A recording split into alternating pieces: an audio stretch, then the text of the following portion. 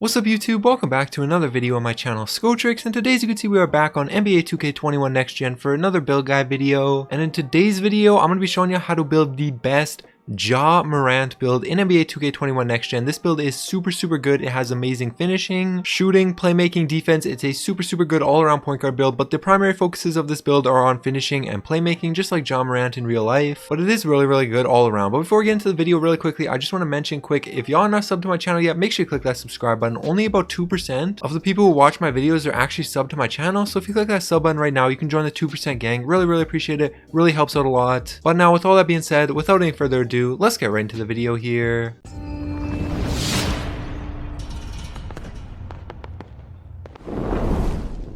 Alright, so on this first screen, nothing really matters too much. The only thing that's important is you want your position to be a point guard, hand, jersey number, name, none of that matters. You can set that up however you want, then go ahead and click continue.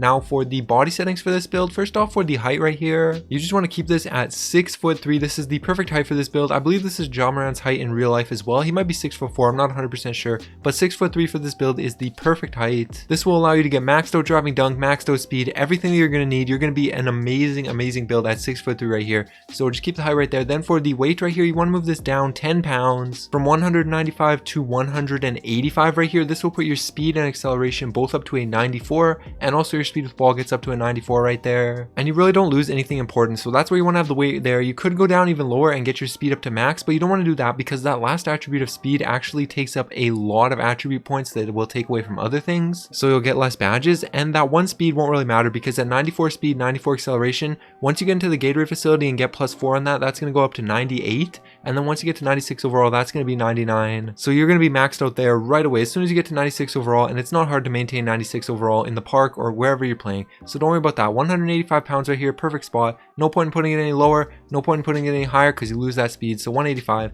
Then for the wingspan right here, you just want to put this up by 1 inch right here to 6'8". And the reason you do this is so that you can get your driving dunk up to a 95. So you're going to be an amazing slasher, just like Ja Morant in real life, which is really good. And it does bring your ball handle down by 1. Not a big deal right there. You're still going to have pro dribble moves. You're still going to be able to cross people up, do every dribble move in the game. Don't worry about that too much. That's still really good. So 6'8" wingspan right here. Then for the body shape, this doesn't matter. You can choose whichever one you want. Doesn't affect the build in any way. All it does is change how it looks. Won't change the attributes, won't change the badges, won't change anything else. So you can really choose whichever one you like the look of the best. For me, I'll just take compact because I think it's the most similar to Ja Morant. Then just go ahead and say continue. Now for the attribute and badge distribution for this build, first off for the finishing right here, you're just going to want to go ahead and max out your driving layup, driving dunk, standing dunk, and then put your post control up right here to a 66. This gives you 14 finishing badges. If you lower anything even by 1, you go down to 13. You don't want that. 14 will be more than enough, and as you can see, you can get every single good finishing badge onto Hall of Fame, and I will show you how to put on the badges at the end of the video, but you can get every single badge that you're going to need as high as you're going to need it with 14 finishing badges right here. And you also have a 95 driving dunk, 95 driving layup, so that's going to make you an even better finisher. And yeah, you're going to be really good at finishing at the rim. The reason you don't upgrade the close shot is because it will eat up a ton of attributes, and it doesn't give too many badges, and you'll have to give up so many badges in a different category just to upgrade your close shot a little bit. So you don't want to upgrade that right there. Just leave the close shot alone. And then you can go down to the shooting right here. For shooting, first off, you just want to go ahead and max out your mid-range, three-pointer, and just leave it like that. Don't touch anything. That gives you 10 shooting badges, and you can get every single shooting badge onto Hall of Fame. So you're going to be an even better shooter than Ja Morant with this build because you do have a 95 three-pointer, 95 mid-range to go along with 10 shooting badges. You're never going to miss. You're going to be an amazing shooter with this build, so just keep it like that. Then go down to the playmaking right here. First off, for playmaking, you want to max out ball handle, speed with ball, and then put your pass accuracy up right here to a 62, and this will give you 15 playmaking badges. And as you can see, same with the other categories, you can get basically every single good playmaking badge onto Hall of Fame. Not quite every good playmaking badge, but most of the good playmaking badges you can get onto Hall of Fame. So that's good right there with the playmaking, and like I said, pro dribble moves right off the rip. You're going to be an amazing dribbler. You're going to be super fast with the ball, just like Ja Morant. So the playmaking really good right here, and 62 pass accuracy will be more than enough. Also, I have a build with 25 pass accuracy. I have no problem making passes, so a 65 will really be more than enough. And then you can go down to the defense right here. First off, for the defense, you want to go ahead and max out your perimeter all the way up to a 95, and then just put your defensive rebound up right here to max as well, and that will give you 9 defense badges right there. And you're actually going to get 10 because you can move your offensive rebound up right here to a 69. There is 2 things you could do with the defense badges right here. I will show you in a second, but this is how I recommend doing it. It gives you 10 defense badges, and the reason you don't upgrade steal is because, well, look at this. You have your rebound maxed out and you have 10 defense badges. Let's say you take this down, and well, let's max these out first. You max out your speed, acceleration, stamina, and then you're going to put your vertical up right here as well to an 82, just right there. Now we can go back up to here and show how much you could get into steal. Boom, 54 steal with 2 defense badges. Really not worth it at all compared to if you take this down, like I said, and upgrade the rebound. Boom, put this up to max, you can get 10 defense badges. That is a way better deal, and you just don't have any steal, which honestly isn't the end of the world. You don't really need steal to get on-ball steals. You probably aren't going to get a ton with a 25 steal, but the only thing steal is really good for is passing lane steals. You're not going to be able to get any passing lane steals with a 25, but I mean, even if you do it the other way, it's not like you're going to be able to get any passing lane steals with a 54 steal and the 2 defense badges, so I recommend doing it like this. And the other way you could set this up is you could lower this a bit, put this down to a 70 again, which is the minimum that it has to be to keep your dunk.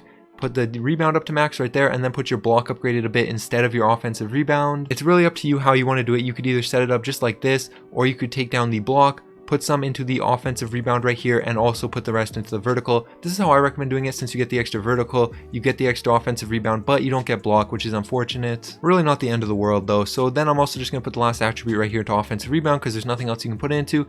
And this is the final badge setup for this build: 14, 10, 15, 10. Really good build right here, really good physicals as well. So once you have all of your attributes and badges looking like this, you can go ahead and click continue. Now for the takeover right here, you have the option between the slasher, shot creator, sharpshooter, and lockdown takeovers. And I mean, you can really choose whichever one you want. It's personal preference. Doesn't matter which one you take, it really just depends on your playstyle. But for me, since this is the Ja Morant build, I'm going to take 2 slasher takeovers. I'm going to take for my primary finishing moves, and for my secondary easy blow-bys, just like that. Go ahead and say yes, but again, that is really personal preference which takeover you want to take. And as you can see, boom, 2-way scoring machine, shades of Damian Lillard, Ja Morant, who's who I compare this build to, and Baron Davis. So yeah, that's how you make the build. Now I'm going to take a quick second, like I said, and show you how to put on the badges for this build. I recommend you stick around for this. It will only take a second or two, and hopefully it will help you make this build as good as possible. And also it will show you which badges that only showed as gold on the previous screen will be able to get up to Hall of Fame once you get above 95 overall. But first off, for the finishing badges right here, you're going to want to go ahead and get Posterizer onto Hall of Fame. If you took a slashing takeover like me, you're going to want to get Heat Seeker all the way up to Hall of Fame, then Slithery Finisher onto Hall of Fame, and with your last 2 right here, you're going to want Acrobat onto Silver, just like that. This is really all that you're going to need to be able to finish out the rim consistently with this build. If you didn't take a slashing takeover, you could get rid of Heat Seeker, maybe put it into Fearless Finisher or Lob City Finisher, but otherwise you're going to be good just like this. You're going to be an amazing finisher with this build. Go ahead and say yes.